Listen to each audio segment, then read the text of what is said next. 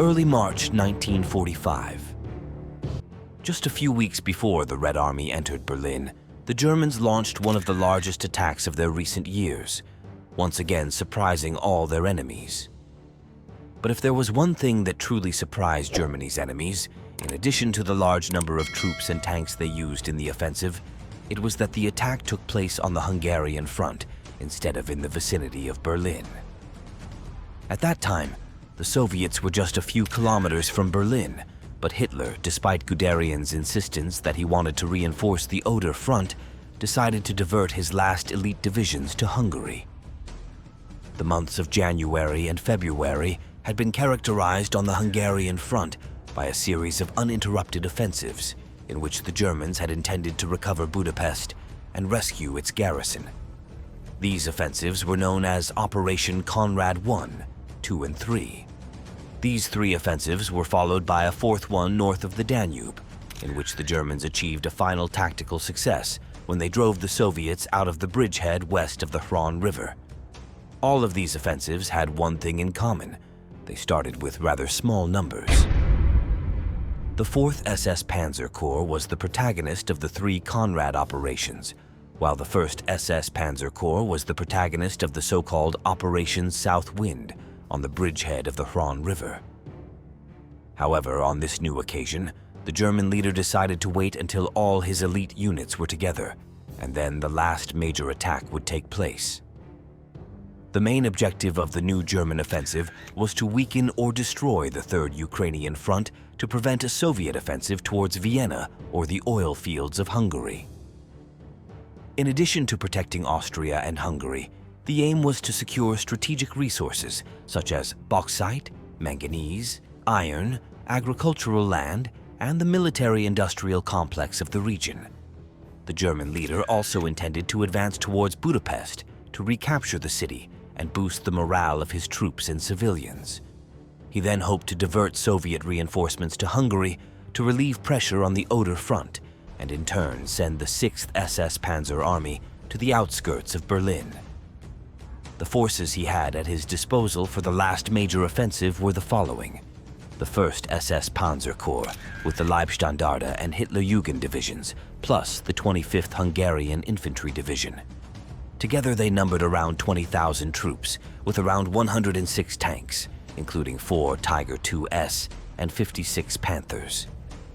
The other major unit of the 6th SS Panzer Army was the 2nd SS Panzer Corps, made up of the Das Reich Division, the Hohenstaufen Division, the 23rd Panzer Division, and the 44th Volksgrenadier Division. The total strength of the unit can be established at just over 180 tanks and tank destroyers, and some 55,000 men. This figure indicates that its combat capacity was practically double that of the 1st SS Panzer Corps. On the other hand, and due to the heavy wear and tear suffered during its operations to try to rescue Budapest, the 4th SS Panzer Corps did not have the necessary strength to participate in a new offensive, and its task on this occasion was to protect the left flank of the units that were going to attack, from Lake Balaton to the Wehrmacht Mountains, along a front line of some 30 kilometers. Thus, between the Viking and Totenkopf divisions, they gathered a total of 23,500 troops and some 125 operational armored vehicles. Unlike the 4th SS Panzer Corps, which was assigned defensive duties, the other large formation, under the command of General Hermann Balck, would actively participate in the offensive. Its mission would be to advance on the left flank of the 2nd SS Panzer Corps in an east-southeasterly direction towards the Danube. To this end, the 3rd Panzer Corps had the 1st, 3rd, and 6th Panzer Divisions, the 509th Heavy Panzer Battalion, and the 356th Infantry Division.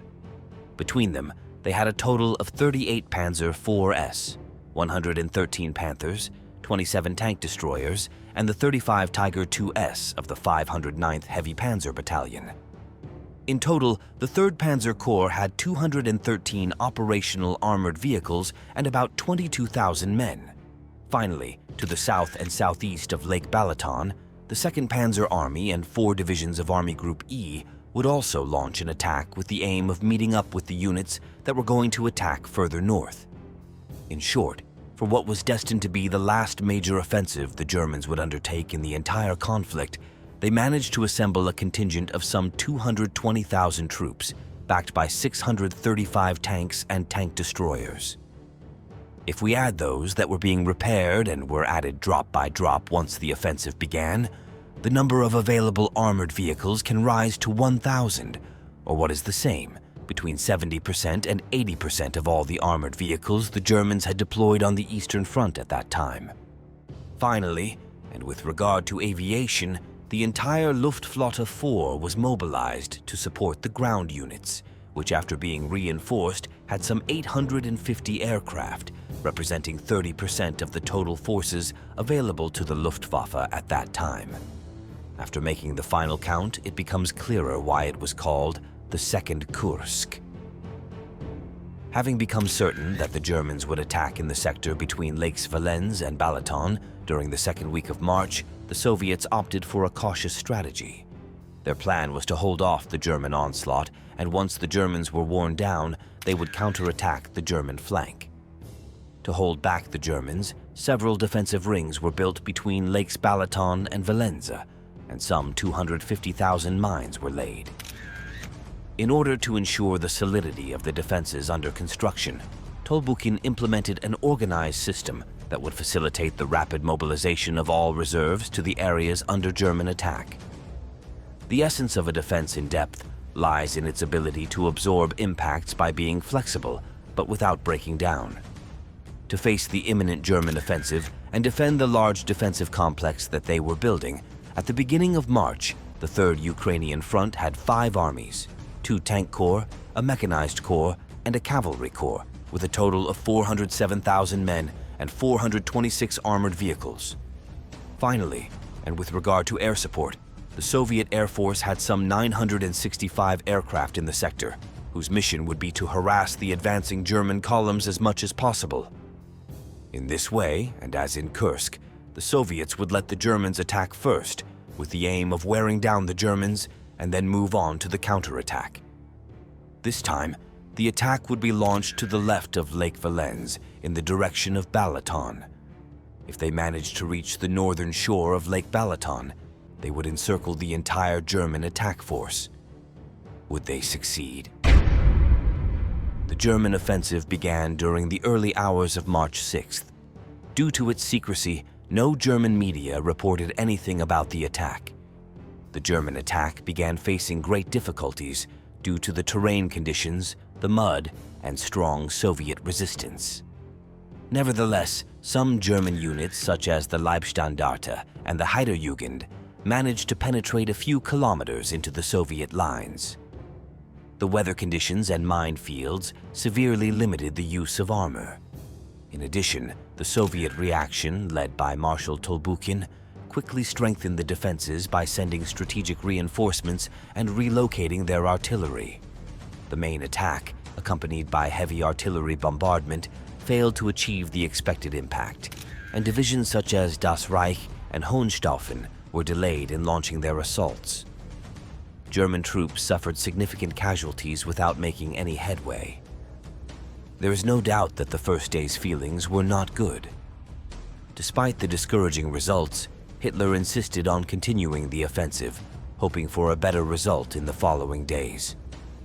During the 7th of March 1945, the Leibstandarte Division and the Hitlerjugend made significant advances, penetrating the 1st Soviet defensive belt by up to 5 kilometers and capturing the town of Kalos, while securing strategic positions on the road to Simontonia. However, the 2nd SS Panzer Corps faced serious problems due to the muddy terrain that rendered its armor inoperative, forcing the infantry to advance without support and suffering heavy losses from Soviet artillery. Only the 44th Infantry Division managed to advance towards Aba, creating space to deploy more panzer divisions, although the overall results of the day were limited. The 8th of March marked a day of hope for the German forces. The Leibstandarte Division advanced 6 kilometers to Nagyhör, although its right flank was exposed due to the failure of the Hitlerjugend to capture Deg, which was heavily defended by the Soviets. In the northern sector, the 2nd SS Panzer Corps made its best advance, breaking through Soviet defenses between Aba and Sarost, but was soon halted by strong artillery counterattacks and new Soviet defensive positions. During this day, the Germans began to move units, such as the 23rd Panzer Division and Kampfgruppe Krag, to reinforce the southern flank and prepare for possible rear attacks.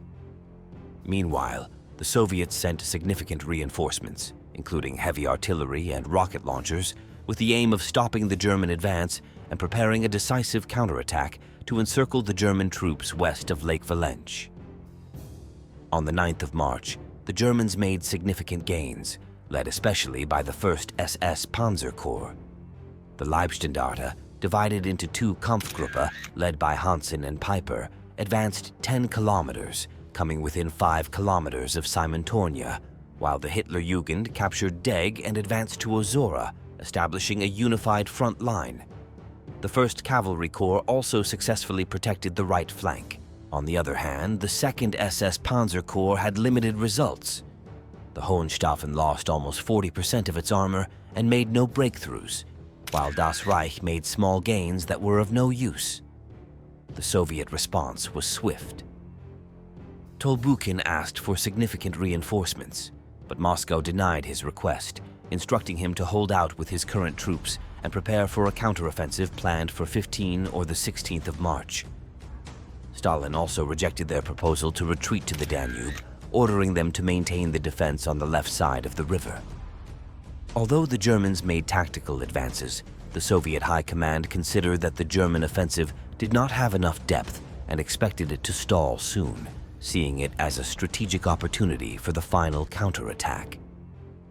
On March 10th, the spotlight shifted to the 3rd Panzer Corps, which made significant advances southeast of Lake Balaton, thanks to a surprise attack under poor weather conditions.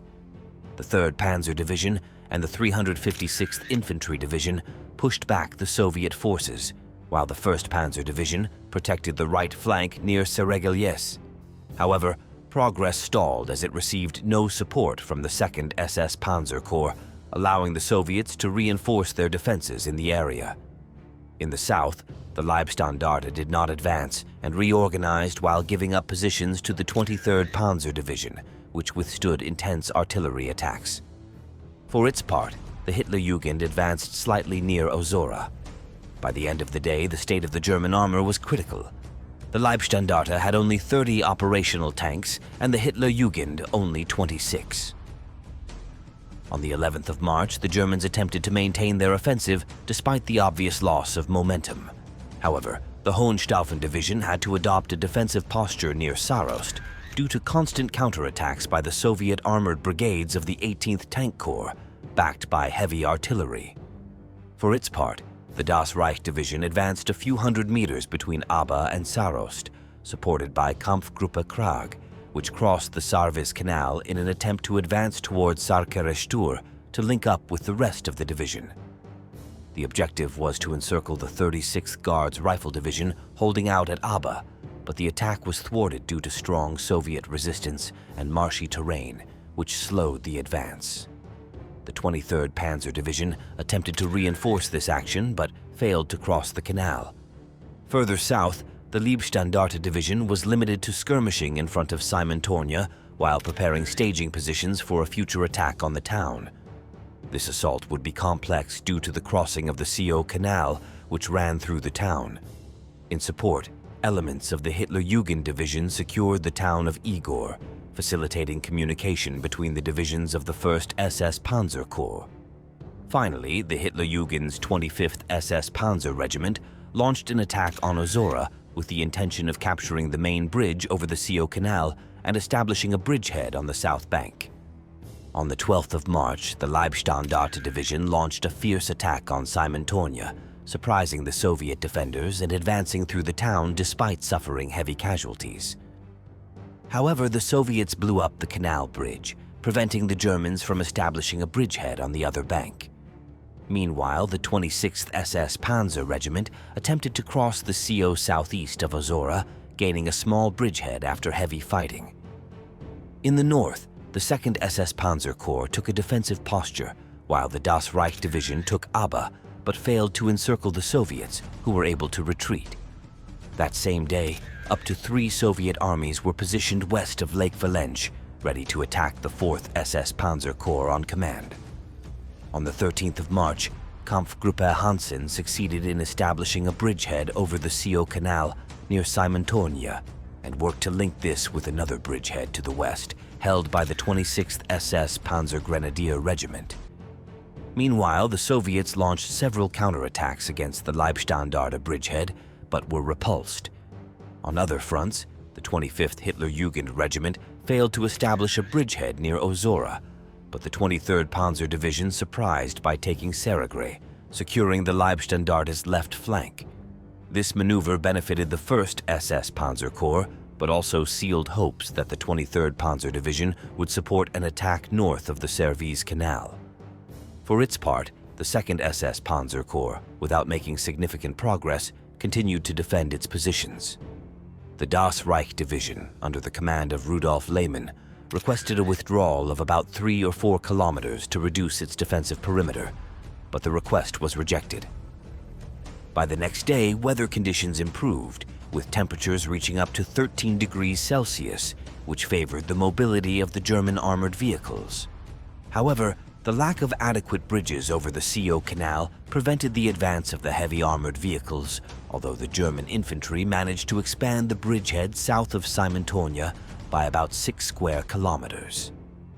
On their flanks, the situation became more difficult when the Soviets crossed the Service Canal and attacked the 23rd Panzer Division, forcing the Leibstandarte to reinforce its positions. In addition, on the right flank, the 25th Hitlerjugend Regiment had to go on the defensive due to Soviet attacks at Ozora.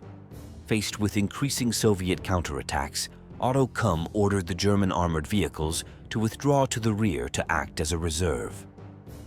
The situation of the 2nd SS Panzer Corps was also defensive, and after a failed attack by the 6th Panzer Division at Sarost, the German offensive on the Danube came to an end, with the Soviets taking the initiative.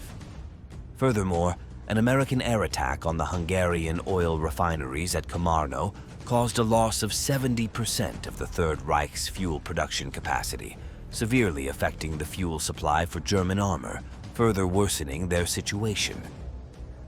March 15, 1945 was a day of transition when it became clear that Operation Spring Awakening had failed. German units, exhausted and unable to advance, were faced with clear signs that the Soviets were going to launch an offensive. Joseph Dietrich proposed an immediate retreat, but Otto Wöhler, oblivious to reality, continued to plan attacks and reorganized his troops to attack eastward near the Danube. However, camp officials considered the operation reckless and impossible to execute. During the 10 days of the operation, German casualties were significant, with 15,117 killed, wounded, and missing. As for armored vehicles, although 46 vehicles were reported unrecoverable, only a fraction of the operational vehicles at the start of the offensive were still in combat condition. Thus, many were destroyed to prevent them from falling into Soviet hands, as they could not be moved. On the other hand, the 3rd Ukrainian Front suffered about 33,000 casualties, including killed, wounded, and missing. Although Soviet losses were higher, the Wehrmacht was unable to recover from the magnitude of its losses, which represented its last strategic reserve. The result was the temporary occupation of worthless territory, which paved the way for the Soviets to attack the Germans with ease. Operation Spring Awakening ended on 16th of March without achieving its objectives. From there, Soviet forces began a series of offensives against the German Army Group South, taking advantage of its weakened situation. Although the initial Soviet plan was to attack simultaneously north and south of the Danube in Operation Vienna, Stalin changed strategy and decided to concentrate the attacks towards the south of Lake Balaton and the north bank of the Danube, with the aim of encircling the German troops and clearing the way to Vienna. In this context, the 3rd Ukrainian Front received reinforcements and reached almost 750,000 soldiers, while the German Army Group South had only 270,000 troops. In addition, the Soviets now had more than 1,600 tanks, while the Germans only had 772 operational ones. In the main sector of the Soviet offensive, the 4th SS Panzer Corps would try to contain the enemy advance for as long as possible, while its comrades retreated to the west. But this, my friends, will be discussed in another video.